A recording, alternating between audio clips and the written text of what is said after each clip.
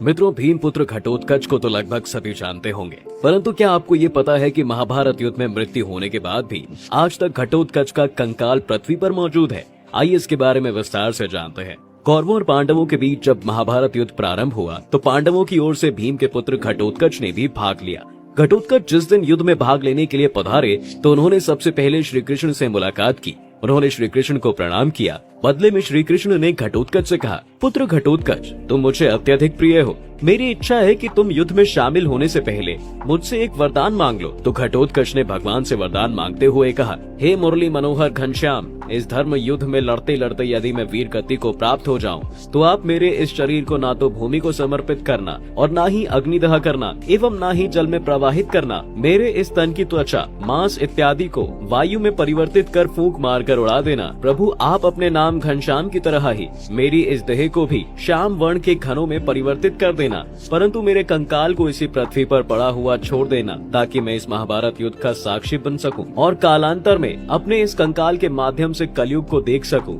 घटोत्कच का ये वरदान सुनकर भगवान श्री कृष्ण ने तथास्तु कह दिया। उसके बाद घटोत्कच कुरुक्षेत्र की रणभूमि में पहुंचा तो उसका सामना दानवीर कर्ण से हुआ। घटोत्कच और कर्ण दोनों ही बड़े पराक्रमी योद्धा थे, इसलिए उन दोनों के बीच अच्छा मुकाबला हुआ। कर्ण ने अपने कई अस्त्र इस्तेमाल किए, परंतु घटोत्कच उन सभी को एक एक कर निष्फल करता चला गया। अब जब कर्ण को लगने लगा कि घटोत्कच आसानी से पराजित होने वाले योद्धाओं में से नहीं है, तो उसने अपने दिव्य अस्त्र का प्रयोग करने की ठानी। यह देखकर घटोत्कच ने भी अपनी शक्ति का प्रयोग कर राक्षसी सेना प्रकट कर दी, परंतु कर्ण ने अपने शस्त्रों के इस्तेमाल से उस पूरी राक्षसी सेना का संहार कर दिया। दूसरी तरफ घटोत्कच भी कौरवों की सेना का बुरी तरह नाश करने लगा। यह देखकर कौरव महायोद्धाओं ने कर्ण को सलाह दी कि वह इंद्र के द्वारा दिए हुए ब्रह्मास्त्र का प्रयोग करे, नहीं तो ये एक दिन में पूरी कौरव सेना का विनाश कर देगा। कर्ण को भी यही उचित लगा। उसने अपने ब्रह्मास्त्र का प्रयोग किया और घटोत्कच का वध कर दिया। दोस्तों, घटोत्कच की मृत्यु होते ही पांडवों के मध्य एक शोक की लहर सी दौड़ गई, परंतु दूसरी ओर भगवान श्री कृष्ण मुस्कुरा रहे थे।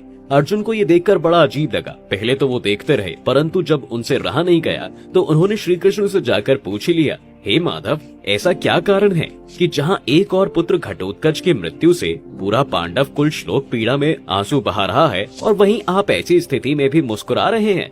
भगवान श्री कृष्ण ने अर्जुन के इस प्रश्न का जवाब देते हुए कहा, हे अर्जुन, जब तक सूर्य पुत्र कर्ण के पास इंद्रदेव के द्वारा दिया गया वह ब्रह्मास्त्र था, तब तक उसे कोई नहीं हरा सकता था, और यह ब्रह्मास्त्र अब तुम्हारा वध करने के लिए अभी तक बचाए हुए था। पुत्र घटोत्कच ने अपने प्राण देकर आज तुम्हारे प्राणों की रक्षा की है उस ब्रह्मास्त्र से। अब आज से कर्ण से तुम्हारे प्राणों को कोई खतरा नहीं है। दूसरी तरफ घटोत्कच को भी इस राक्षस योनि से मुक्ति मिल गई। दोस्तों, कुछ समय पहले खबरों में घटोत्कच के कंकाल मिलने की भी बातें आई थी।